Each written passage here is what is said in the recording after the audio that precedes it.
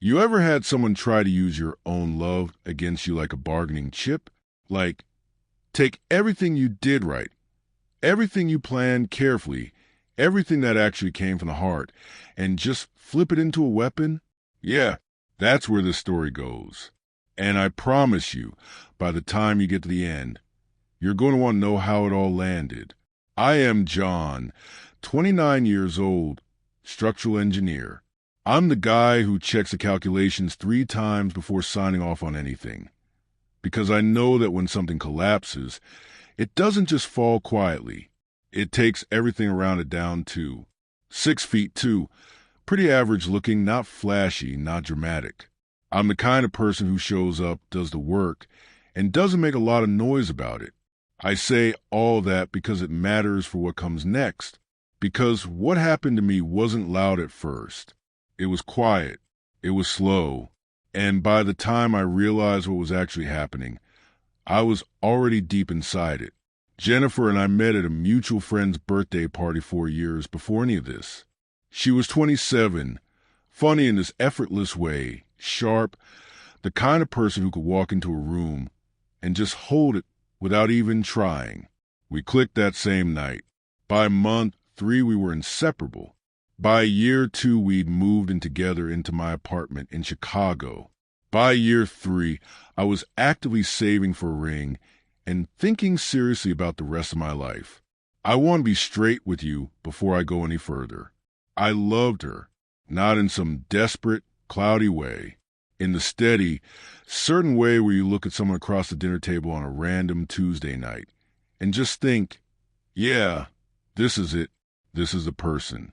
I need you to hold on to that, because what comes next is going to make you question how well you can actually know someone. So, 3 months before this whole thing exploded, I proposed. I'd spent 4 months planning it, not because I'm a grand gesture type, but because Jennifer had mentioned once, almost in passing, that she'd always imagined being proposed to somewhere that actually meant something. Not a restaurant with a rehearsed waiter hovering nearby. Not something that looked like it came from a Pinterest board. Somewhere real. So I went back to the beginning. Literally. I got a special use permit from the Illinois Department of Natural Resources to access the state park after public hours. The same park where Jennifer and I had our first real conversation, the night of that birthday party. When we both slipped away from the noise and ended up sitting on this wooden bench overlooking a lake, talking for 2 hours like we'd known each other for years. I set up solar lanterns along the path from the parking lot to the bench. Just us. Just that place. Just that moment. I got down on one knee. She cried. She said yes. She hugged me so hard I nearly fell sideways.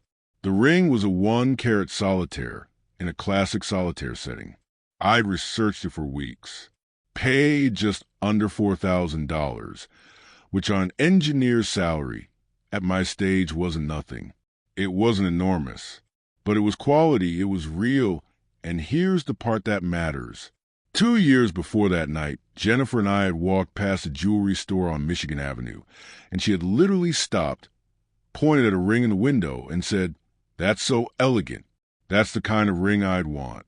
I had taken a photo of the display that same day, so I wouldn't forget it. I ordered the closest matching ring I could find within my budget. That's the ring I proposed with. She wore it home glowing. I drove home thinking I'd done everything right. That lasted 11 days. The first crack showed up at her friend Kayla's birthday dinner, about a week and a half after the proposal. Jennifer was showing the ring around the table, and I caught something, the way her friend Brianna looked at it. Not warmly, not admiringly. It was this half-second expression, almost like pity, and then Brianna said, "It's beautiful, Jen," classic setting. That was it, just those 2 words. Classic setting, said in a tone that somehow made elegant sound like settling. Within a week of that dinner, Jennifer started using the word understated when she talked about the ring. Within 2 weeks, she was showing me Instagram posts from jewelry accounts she had apparently been following for a while. 3-carat halo rings, split band pave settings, Rings that started at $15,000 and went up from there. One evening, I'm sitting at the kitchen table going over project schematics, and she sits down across from me with her phone and says, "I'm just saying, the proposal was perfect. You know I love the proposal, but the ring is something I'll wear every day for the rest of my life." I looked up. I said, "You picked that style out yourself. 2 years ago, you pointed at it in a store window on Michigan Avenue."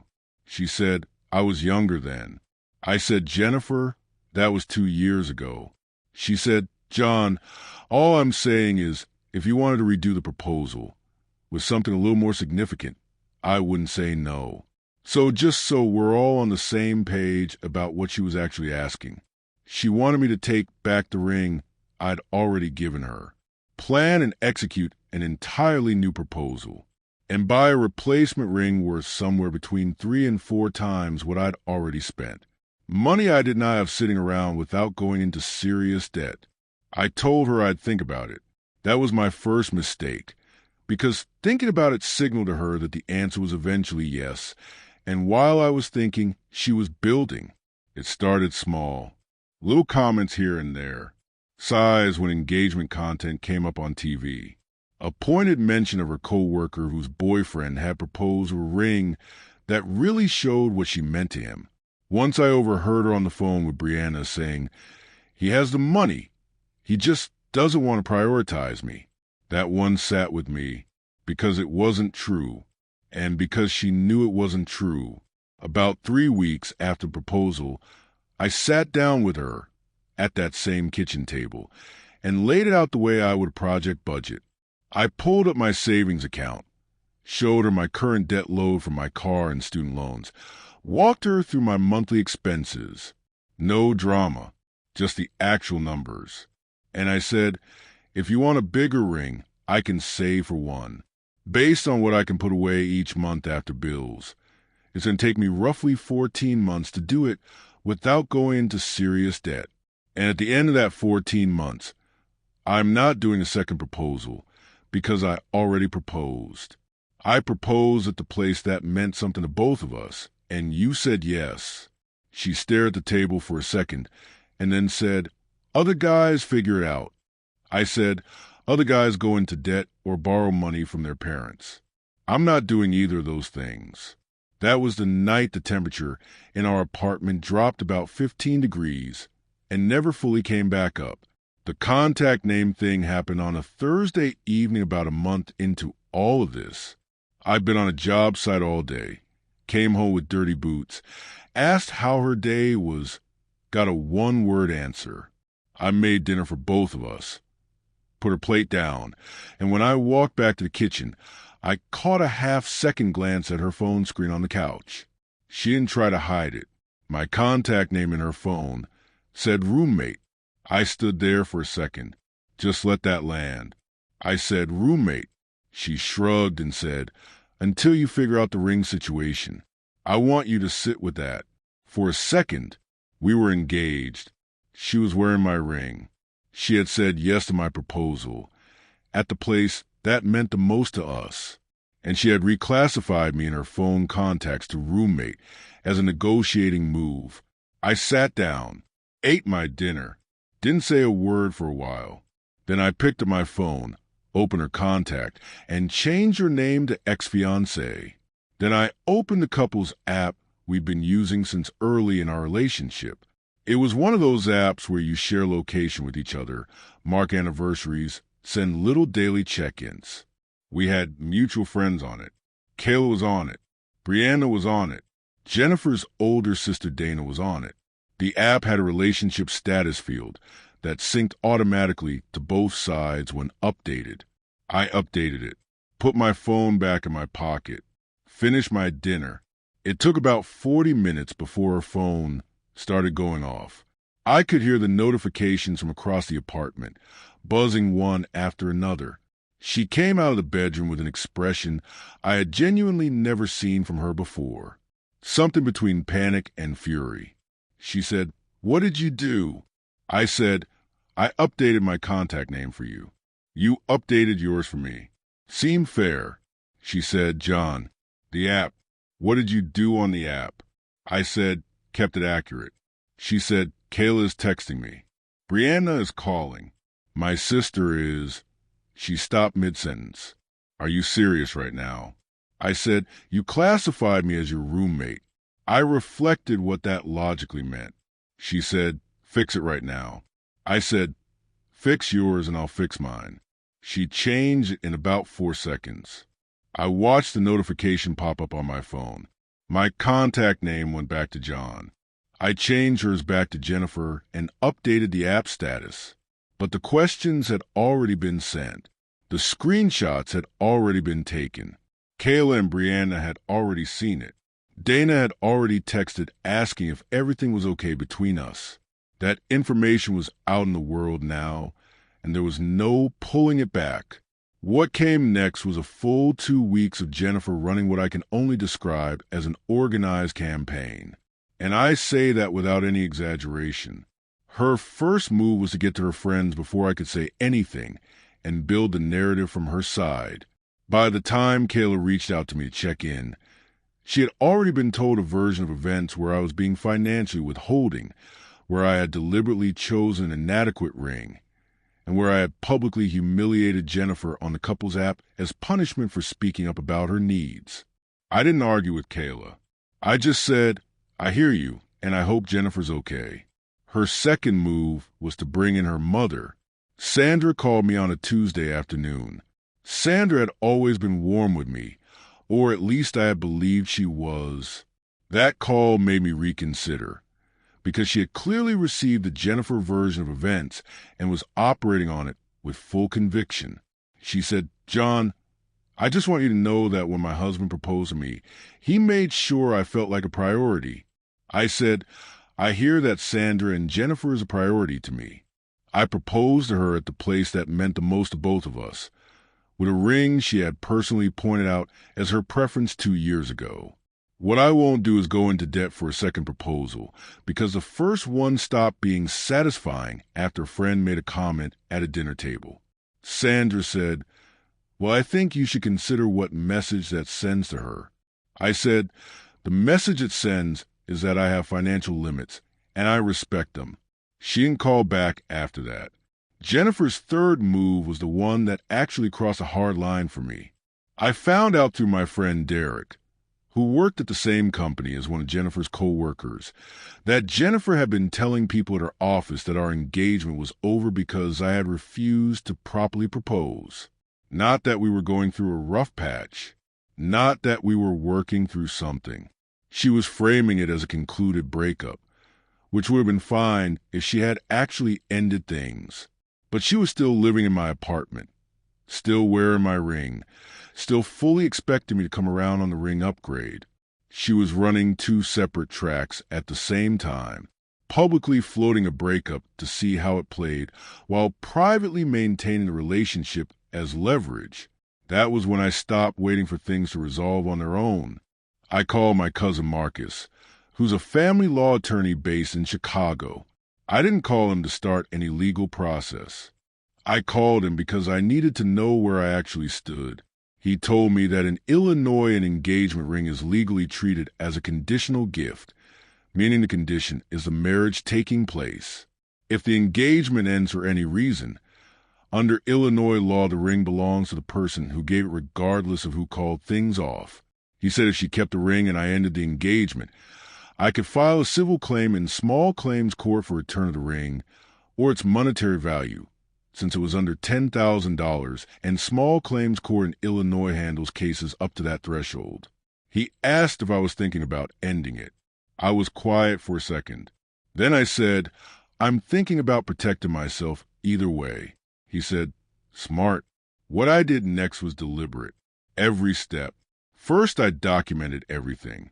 I backed up our entire text history to a secure folder on my personal laptop, specifically the threads where Jennifer had explicitly talked about wanting a redo proposal and a more significant ring, and where she called the original proposal inadequate in her own words.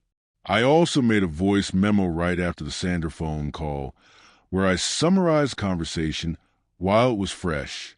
In Illinois, recording your own recollection of a conversation with yourself is not a legal issue.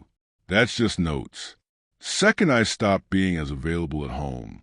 Not cold, not dramatic, just genuinely busier. Longer hours at work. Weekends with Derek and other friends. Stopped initiating conversation when I came home. Not as a game. Because I genuinely needed space to think straight. Jennifer noticed within days. And here's the thing about people who are used to using anxiety as leverage. When the other person stops being anxious, the whole strategy falls apart. She started pursuing instead of pressuring, which told me everything I needed to know about what the pressure had actually been about. She said one evening, "You're punishing me." I said, "I'm living my life." She said, "You're being passive-aggressive." I said, "I'm giving us both space to figure out what we actually want." She did not have a good answer for that. Then I found out about the list. Derek heard from his co-worker, who heard it from Jennifer's co-worker. Jennifer had made an actual written document, shared in a group chat with Kayla and Brianna, that apparently laid out in specific terms what she expected from a partner. Minimum ring size, proposal style, public demonstrations of commitment, financial expectations. It had been shared as a way of getting her friends to validate the idea that I was falling short as a partner. When I heard that, I sat with it for a full day. Then I texted Brianna and asked if she'd be willing to meet for coffee. Not to get her on my side, just to talk honestly. She agreed, a little reluctantly. We met at a place near her office on a Wednesday morning. I didn't go in with speeches or accusations. I just laid out what I actually had. I showed her the text chain. Where Jennifer had told me the proposal location was perfect, I showed her the conversation where Jennifer had said the ring style was exactly what she would have picked. Then I pulled up the photo, the one I had taken on Michigan Avenue 2 years earlier. Time-stamped, Jennifer's hand visibly pointing at the ring in the display case. The exact same setting. Brianna went quiet for a long moment after seeing that photo. Then she said, "She told us you picked the ring without asking her." I said, "She pointed at it in a store window on Michigan Avenue." I took that photo the same day, so I wouldn't forget what she liked. Brianna looked like she wanted to disappear into her chair. I said, "Brianna, I'm not asking you to pick sides. I'm asking you to stop being an amplifier for a version of this that isn't accurate. That's all." She said she'd think about it. And she did more than think about it. Brianna didn't do anything dramatic. She just quietly stopped validating Jennifer's version of the story in the group chat. Started responding to Jennifer's messages with things like, "Have you tried just talking to John directly? Or maybe we should stay out of it and let them figure out." Small responses, but Jennifer noticed. When she pushed Brianna for backup and Brianna hedged, Jennifer got suspicious. She confronted Brianna, and Brianna, to her credit, was honest with her. Told her she'd met with me. Told her about the photo. Jennifer came home that evening like a storm rolling in. She said, "You went behind my back to my friends."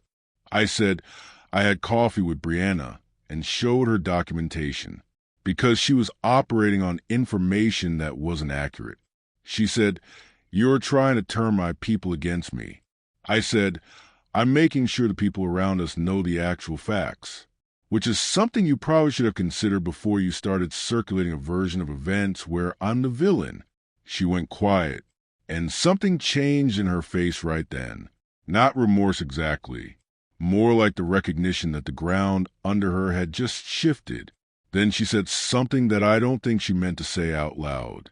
She said, "If you had just given me what I asked for, none of this would have happened." I looked at her for a long moment.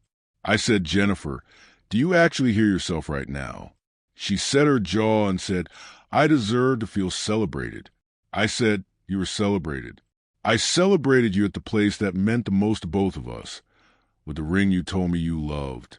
You felt celebrated for 11 days. Then Brianna made a face at a dinner table, and you decided 11 days wasn't enough. And instead of talking to me about how you were feeling, you built a whole operation. You recruited your friends. You brought in your mom. You told people at your job that our engagement was over while you were still living in my apartment wearing my ring. The apartment was so quiet right then. I said, I want the ring back. She said, what? I said, if we're not engaged, I want the ring back. If we are engaged, I need you to decide right now what that actually means to you, because I'm not living in this in-between anymore. She looked down at the ring on her hand. She said, you can't just demand it back. I said, actually I can. Under Illinois law, an engagement ring is a conditional gift contingent on the marriage happening. If there's no engagement, it goes back to the giver. I've already spoken to a lawyer. This isn't a threat. It's just information. What you do with it is up to you. She cycled through about 5 different expressions in about 3 seconds. She said, so that's it. You're giving me an ultimatum. I said, I'm giving you clarity, which is what I've been waiting for from you for 3 months. She didn't give me the ring that night. She packed a bag and went to Kayla's. But she also didn't take a single step toward actually ending things. Whatever move she was planning, it didn't come because Brianna had already been talking. Over the next 4 days of conversation among Jennifer's friend group shifted, not because I did anything else. Brianna had shown Kayla the photo, the time-stamped photo of Jennifer pointing at that ring in that store window. And Kayla, who I had honestly expected to be Jennifer's most loyal advocate through all this, apparently had a serious conversation with Jennifer about the difference between standing up for yourself and rewriting what actually happened. I know because Kayla texted me. Short message. It said, I didn't have the full picture. I'm sorry for the things I said to you. You were fair to her. That was it. That was enough. Jennifer came back 2 days later. She sat down across from me at the kitchen table, the same spot where we'd had half the arguments of the last 3 months, and she looked genuinely tired, not performing tired, actually tired. She said, I don't know when I became someone who does things like this. I didn't say anything. She said, I think I got completely in my head about what proposals are supposed to look like and what rings are supposed to mean.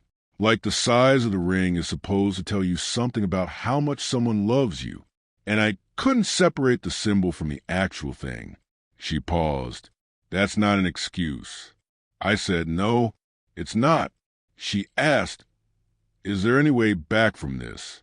I thought about the 4 months of planning, the state park permit, the solar lanterns along the path, the bench by the lake, the 11 days of real, uncomplicated happiness before a single comment at a dinner table unraveled all of it.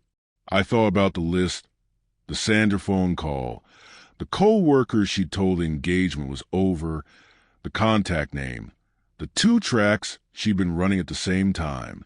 I said, I need you to understand something, not as a condition, just as a fact. What you did wasn't just about wanting a bigger ring. You used social pressure, your friends, your mom, my public reputation, to try to force a financial decision out of me. You ran an actual campaign. And when it started falling apart, you came home like I should be grateful you were willing to still be here. She didn't argue. That actually told me more than anything she could have said. I said, I don't know if there's a way back. I need time to figure out if I trust you the way I did before any of this. And you need to figure out who you actually want to be in a relationship, not what the ring looks like. Who you want to be. She nodded slowly. Then she reached up, slid the ring off her finger, and set it on the table between us. She said, I'm not giving this back to claim something or to make a point. I'm giving it back because it's yours until we know for sure that it's ours. It was the most honest thing she'd said in 3 months. She moved her things to her sister Dana's place the following weekend. We kept talking over the next several weeks. Not arguing, actually talking. The kind of conversations we probably should have been having long before a dinner table comment about a ring derailed everything. The kind where you find out who someone actually is when they're not performing or strategizing. What I found out was that Jennifer had spent years measuring her life against other people's highlight reels and genuinely couldn't tell the difference between what she actually wanted and what she thought she was supposed to want. That's a painful way to live. I don't say that with contempt. I say it because I think it's true, and I think she knew it by the end. What I found out about myself was that I'd spent so long being the calm, measured, non-escalating person in every situation that I had accidentally made it too easy for people to push past my actual limits. Because my limits were invisible until someone found them hard. The contact name thing was the first time in that relationship I had ever let my limit be visible in real time, and it changed the entire dynamic within 40 minutes. The ring sat on my dresser for 6 weeks. The bench is still at that state park. I know because I drove out there a few months after everything settled. Parked, walked the path, sat down on a lawn, watched the lake for about 20 minutes. It was still a good place. What happened after didn't change what that moment was. Some things are real even when they don't last. That's the part that's hard to explain to people who want a clean ending. The proposal was real. The yes was real. What came after was also real. All of it was real, and the real parts don't cancel each other out. I'm still figuring out what the rest of this looks like, but I'm figuring it out with clear eyes and my ring back on my dresser, and that's a better starting point than where I was 3 months into someone else's campaign to renegotiate something that was already agreed to. If you made it this far, you clearly like watching things play out to the end. So you might as well subscribe, because the next story isn't going to propose and then wait around for your approval either.